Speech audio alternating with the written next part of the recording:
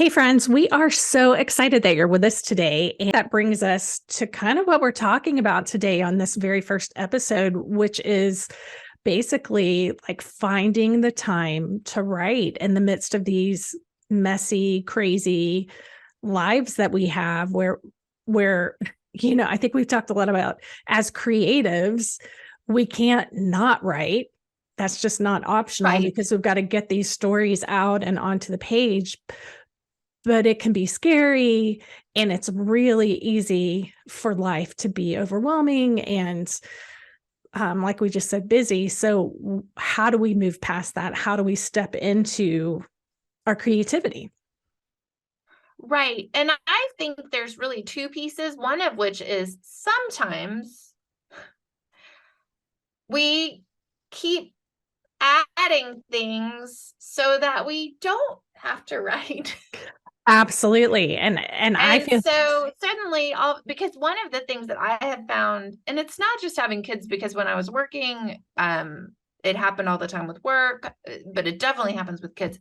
There's never a situation where someone's going to be like, okay, that's enough momming. You have done, there's always needs to be a team mom. There always needs to be a PTA president. There's always a committee. There's always something to bake. There's always something to do. And so for me, I really feel like the question of being curious about, I kept saying I wanted to write, and this was even before I had kids, but yeah, I kept finding I didn't have time. And so I think sometimes you literally don't have very much time, but sometimes you can ask yourself, like, why? Why right. can't I find 10 minutes a day to work on this thing that is clearly so important to me? Right. And I think this goes back to something we've talked about before, which is very much it's a fine line. I think you don't want to shame yourself. And there are certainly those seasons where you literally like you don't even have 5 minutes in the carpool line to to be able to write. And You there are can't pee. right, You can't exactly. pee by yourself. Right. And brushing your teeth feels like a luxury and all the things. But then I think you have to be really like, I like the word you use, curious. You have to get really curious and honest with yourself about, okay, am I filling my time up? Are there things that I can say no to? And I think that's another really big piece of this is getting comfortable saying no to the things that aren't your passion, aren't moving you closer to your dream, aren't affording you the time that you would like to write or whatever. So I feel like I think that's also, yeah, I think well, also there's a big piece about permission, because I feel like the thing about wanting to be a writer is that, like, it is not a dream that everyone shares. Like, a lot of people would like to have written a book for sure, but the actual work of sitting down and writing, it not only did not everyone share it, but I can say, like, having published a novel, like when my book came out in 2019, there were people that stopped me and they said, "Oh my gosh, this is what you were doing at the baseball games." Because right. yeah, that's what I was sitting there at the baseball game. When my kid is up to bat, I will watch my kid up to bat. But when my kid is on the, sitting on the bench, I had a notebook and I was writing down ideas. And I was writing at the ball field. And people were like, "Oh, this is what you were doing." But I think there's so long, your apprenticeship is so long between when you first start with that germ of an idea, like, oh, I would really like to write, to the point where you have something that anyone would recognize as a finished thing, that it can feel really hard to claim that time.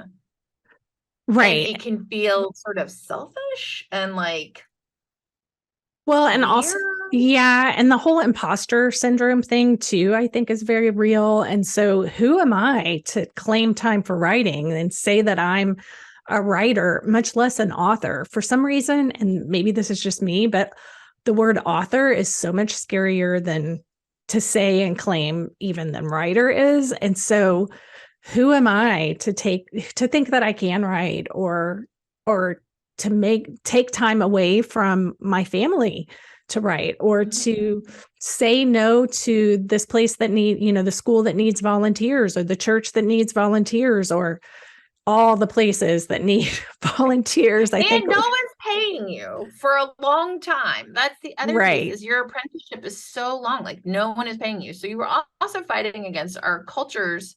We have this weird, there is a very strange cultural thing where like you're doing something where it doesn't lead to money. So it's like, oh, you're wasting your time. And Right. so I think for me, there are like two pieces. Well, actually, no, we left out one of the biggest ones for me, which is that for me, books meant so much. They were so formative that Mm-hmm. like put it almost felt like an impossible, like I was already wrestling with perfectionism. So for years, I would write things, but I never finished anything because Right. it felt like if it wasn't finished, it couldn't be judged, because I knew if it was judged, it would come up wanting. And the thing is, the truth is, like it will. Like that is finally the piece that clicked for me, is like, it's not going to be good at first. There will be Right. pieces of it that are good. There'll be pieces of it that you love. But at first, any more than like, the thing that I found really useful to think about it is like making shoes. If you were going to learn to make shoes, it would take a really long time. There's so many different things you have to learn before you can have a shoe, even a bad shoe. Right. And so, like, you even to get to where someone could be like, oh, that's a shoe.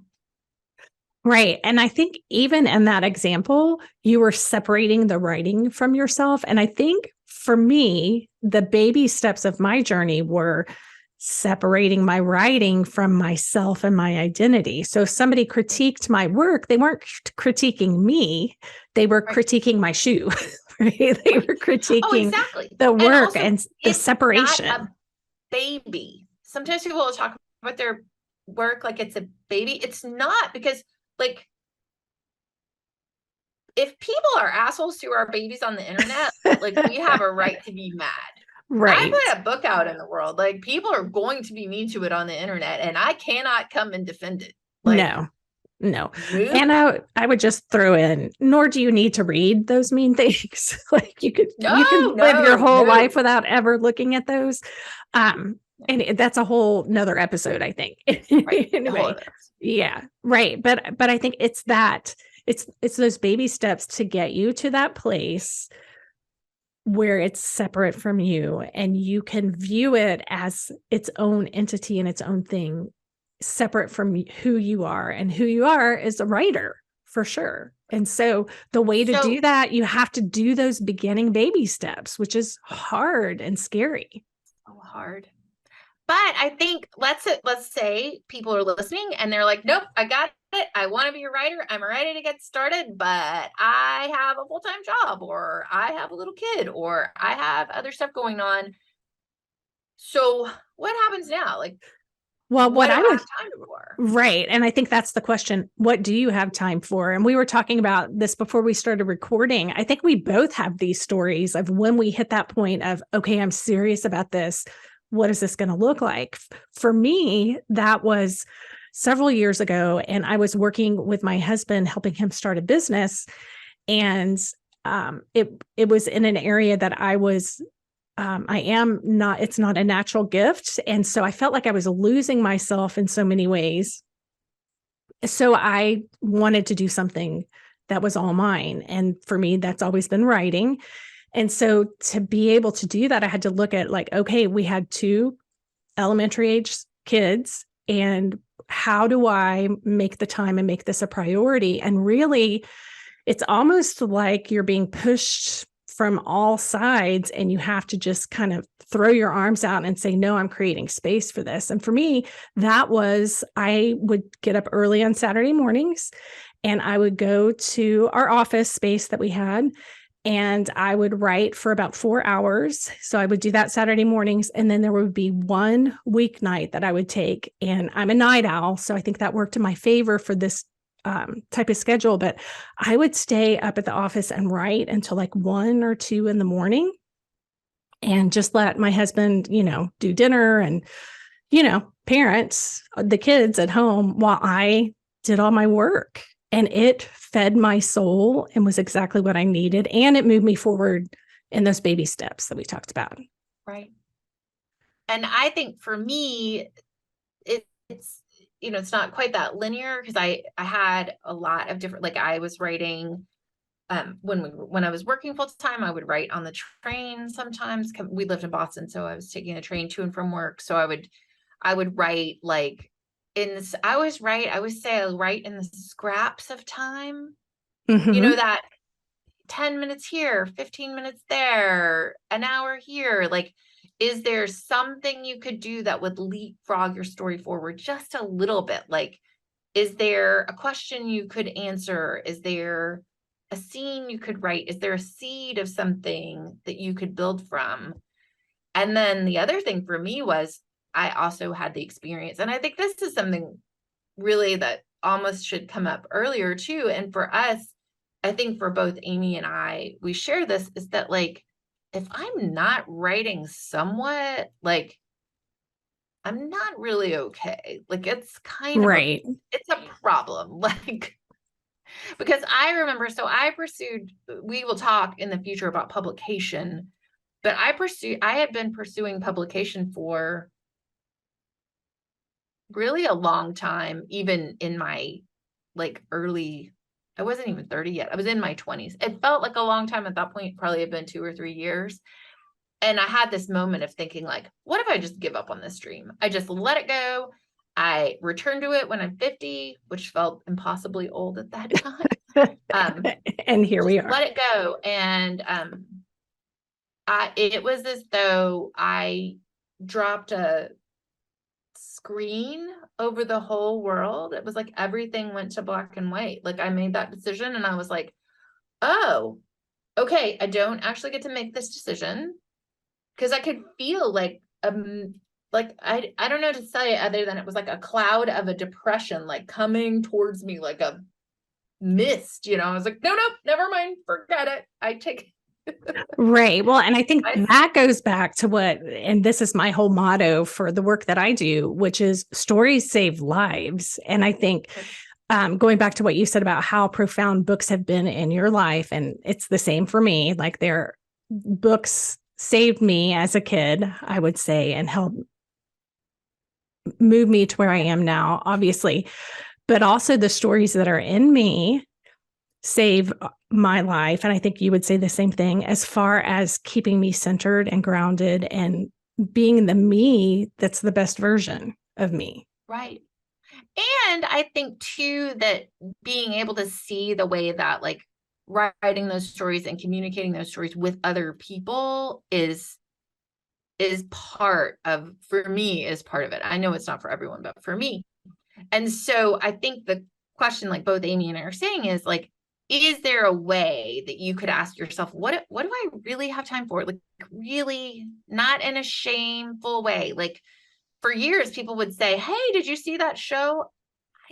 I no, I probably didn't, because I didn't watch very much TV for a really long. I still don't watch very much TV, and I love TV. I'm not one of those people who was like snobby about TV. Like I love TV, but for many years, that time, that like after dinner time when people are watching TV, that was when I was writing, because I couldn't really, especially when my kids were small, I just didn't have that much childcare. So really that couple hours after they went to sleep and before I went to sleep, that sort of 7 to 9, that was really when I was writing mostly. That's really awesome. I am a huge TV fan, and that's something that my husband and I do together. We'll find shows and binge watch them over the course of a week or two. But that reminds me of a question I don't know if I heard it on a podcast or read it in a book or whatever, that really kind of punched me in the gut. And I was very careful to make sure that I was not asking myself in a shameful way, but in a curious way. And not asking, but making these statements. And they said, instead of saying, I don't have time, say, that's not a priority for me right now. And when you put things that way, if it kicks you in the gut, like it did me, like that really motivated me to say, okay, wait, writing is a priority. So where, again, like we're saying, what do I have time for? What can I do? What little bitty tiny steps can I take towards making this happen? So let's move on to thinking about how do you get started? So you figured out you've got 30 minutes a day. I will say, I'm sorry, I have one really big piece of advice, which is when you first get started, do not get stuck on ideas about word count. Because sometimes, I'm speaking from experience here, you can roll forward stuck on word count when you actually haven't figured out your characters, and you can write a whole novel and then realize it doesn't have a protagonist. That sounds like something you've experienced, maybe. Something I've experienced with a lovely novel that I love that has many great pieces to it. And sometimes I really do think your first novel is like the first piece of spaghetti, like it's just, or the first pancake. It's just right. like, oh, you're going to be able to use pieces of it. That seems pretty common when you hear. And I think that's why some people really love fan fiction, because you can really like write and figure out stories and everything, and you don't actually have to figure out the characters because you already know them. So that is, I just think, sorry, that is a side note, as you figure out how to get started, not to get tethered to like what other people say is their productivity metric. Well, and I think this goes back to something that I'm just firmly entrenched in right now, which is you really have to trust yourself. So regardless of what resources you look at to help you get started, just keep in mind that not one size fits all. Even what we're saying, like as you were talking about how you would write in like 5-minute spurts, or, that is not something that would work for me. Like I need time to kind of settle in and process, and I need at least a half hour to an hour. So I know and I've tried the other way. So I'm not saying don't try those things. Don't assume they don't work for you until you've tried it. But trust yourself and what your process is, because my process looks way different than M's does, and her process looks way different than our third critique group partner does. I mean, it's so individualized. It's so personal. So yeah. And in the same way, you know how Amy was just talking about writing in an empty office? I can't do that, but I can absolutely write in a coffee shop. I love to write in a coffee shop. It's my favorite thing. But an empty office, my anxiety is like, I mean, every creak, every door, every, like, it feels like lonely to me, but like a coffee shop, I love it. Yeah. And other people can't concentrate at all. So just, yeah, you got to find what works. You got to find what works. You. So I know from, oh, well, I just wanted to say one more quick thing on the word count, because I find that I'm one of those people that can very easily get obsessed with the word count thing. But what I do to kind of get around that is any words that I write, whether it's directly for my story or outlining or character sketches or whatever it is, if the word is on the page, it counts. So, see, I think that's a great way around it. And also, I will say, I really struggle with perfectionism, like just getting back to what we're talking about. So sometimes what I need to sit there and write in my, assuming I actually do get a half an hour block, I may be writing, this sucks, this sucks, this sucks, this sucks, right. this sucks, this sucks, for kind of a while. And then like something flips. And also what I write all the time is, what do they want? What do they want? What do they want? What do they want? What do they want? And for me, just the act of hands on the page, writing the words, they start talking, and then you're off to the races. So, but some other people, that might not work for them at all. So just, be open. Well, and that actually reminds me of another resource I know we were going to mention here, which is The Artist's Way with Julia Cameron. And she talks about doing your morning pages. That's what that whole, like, this sucks, this sucks, this sucks reminds me of, where she, part of her process is to just sit down, put a pen or pencil to paper, and write 3 pages without stopping. Total stream of consciousness. Like if you don't know what to write, you put, I don't know what to write. I'm just making this up as I go along, just to get all of that initial junk out of your head and get your thoughts and words flowing. So that's a great resource. What's And another? you don't read it. Sorry, that's the most important thing about your morning pages. Oh, this is the most important thing that I have just learned, but I feel like I've been listening to a lot of screenwriting podcasts because I've been learning to screenwrite. The ideas that are the ones that are gonna stick, you'll remember them. Oh, that's good. That's good. The ideas that are going to make a book, they're not going to slip away from you. You will remember them. And so trying to be less like when you first start, you have so few words. It feels like every one of them is precious. But to realize like you have an absolute, you're not going to run out of words on the page any more than you're going to run out of words to say when you're talking to someone. And your story is going to be like a snowball. It's going to start picking stuff up. So if you write something in your morning pages and it is really like, it hits what I like to call the tuning fork of your soul, which I know sounds completely cheeseball, but it totally works for me. If it hits the tuning fork of your soul, it'll come back. It will. I love that. So don't go back and read your morning pages because they're not for that. Right. Right. Well, I think. So should we talk about some of the resources that we've found? Yeah, that's what I was going to say, because I feel like to me, morning pages are kind of a pre-writing exercise. And the other resource that brings to mind is something that I'm actually working through right now. And that is, and if you're watching this on YouTube, you can see me holding it up with all of my Post-it notes, and that is Story Genius by Lisa Crone. Mm-hmm. And I love Story Genius. And I am really loving it. And there is a lot of pre-writing for it. And I actually have a first draft, a finished manuscript that I finished several years ago that I'm kind of going back and reworking. And the pre-writing work that I'm doing on it right now is, I mean, it is life-changing, or at least book-changing. So it's super fun. So I have 2 more. Okay. This one, this is my favorite writing book, and a lot of people don't know about it. A lot of people know about Bird by Bird and some of those, but it's called Making a Literary Life: Advice for Writers and Other Dreamers. It's by Carolyn C. I love this book. It's about publication too, but also just, man, I love this book. How do you spell her last name? This one, it's called Banish Your Inner Critic. It's by Denise Jacobs. And it has some really great exercises for if you have started this process and you find that you just cannot. Because here's the thing that's so hard to understand at the beginning is we do need our critic later. It's the editor. Like we need an editor. We all need an editor. If you publish a book traditionally, you will have an editor, and then you will have another editor, and then there will be a copy editor, and then there will be another editor.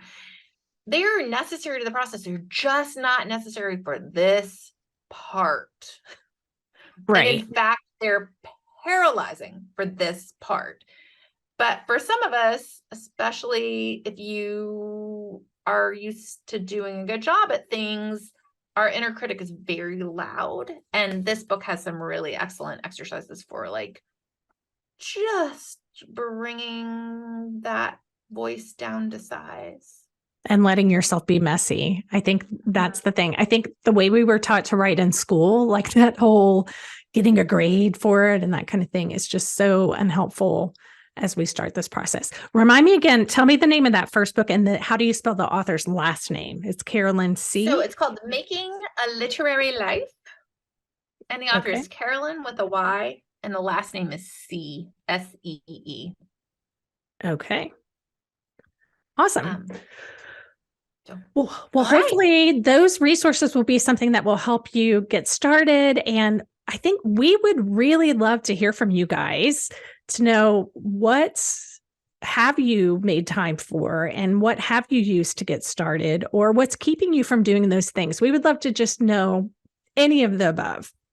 Absolutely. And one more thing is I'm going to ask Amy a question that I did not tell her I was going to ask her. So Oh we'll see. boy. Okay. I'm bracing. Amy and I are both, we have talked a bunch about the fact that stories save lives in general, but for both of us, they really did save our lives as kids in a like stories in the library saved my life in like a really tangible way.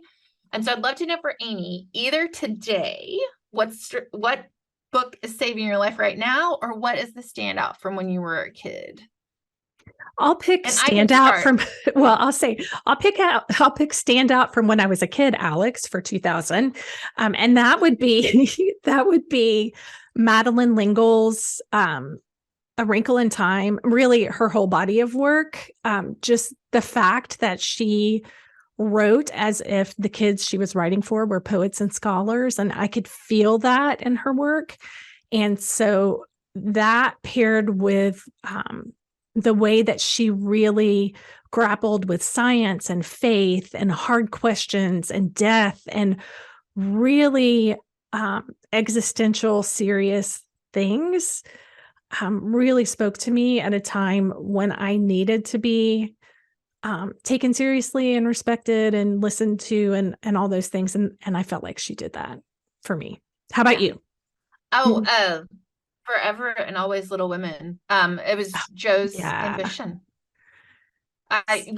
You think about the fact that we almost never see female ambition portrayed on the page, and Joe's ambition is it's the engine that fires that book. And I think for me, like that, so I can remember reading it. I can remember that is when I was like, I want to be a writer. And it was because of, I mean, I'm not going to say it was because of Jo March, but I'm actually going to say it was because I'm sure I would have come to that without Jo March. But just Jo March is like, it's her. And it's so funny because Meg Murray is the same. It's their cussedness. They're just like both like Contrarians. Yeah. of like how you're told girls are supposed to be, and they're both just like fighters. And I feel like for Fierce. me, like that fierceness and for Joe, it's the ambition. Yeah. It's interesting you say that because I think of A Wrinkle in Time during those kind of really hard middle school years that I had. But it's interesting. There was a series of books that I read that took the character all the way from when she was a kindergartner to when she got married. And it was set in the early 1900s. It was the Betsy Tacy series by Maud Hart Lovelace. And pairing Betsy, the main character in that series, with Joe, it was the same thing. It was in a time when not many women had that kind of ambition, she fought to be a writer. That was her calling. And that was how she arranged her life and moved forward. And yeah, life-changing influences. Yeah. Yeah. Awesome. So Okay. hopefully you'll join us next time. Yes. And in the meantime, we would love to see you taking time to write. Take the time to write. One more thing. If you liked this episode and you want to tell people about us, use the hashtag time to write. Yes, for sure. Do that. Find each other. And I know we'll probably have this kind of on our exit logo, our exit audio logo, but let everybody know where they can find you, and then I will do the same. Where can you find Okay. I'm on TikTok as Robertson Emily, and Instagram is Robertson Emily M, which is just like a super unfortunate thing. Anyway, they didn't have Robertson Emily available. And my website is emilyrobertsonbooks.com. Awesome. What about you, Amy? So my branding is the Ish Girl, and that's someone who has humorous grace with herself when discovering she's messed up or flaked out again. So my website is theishgirl.com, and there you'll find a link to my work with middle school parents and children, and my podcast in the middle of it. And then you'll also find links to Accomplished Authors, which is my social media for authors business. And on Instagram, I'm at The Ish Girl Reads. And I'm also at Accomplished Authors.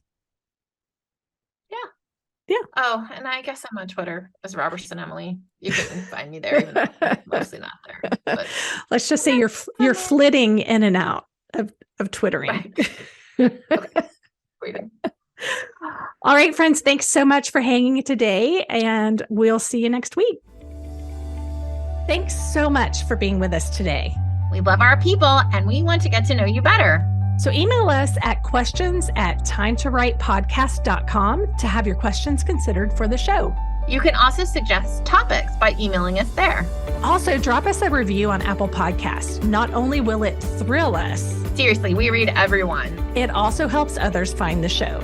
We're driven by sharing stories, and your review helps us do that. Just remember, your stories matter, and we're rooting for you to find time to write. Even if it's only 5 minutes. 5 minutes, you can do it. You can do it.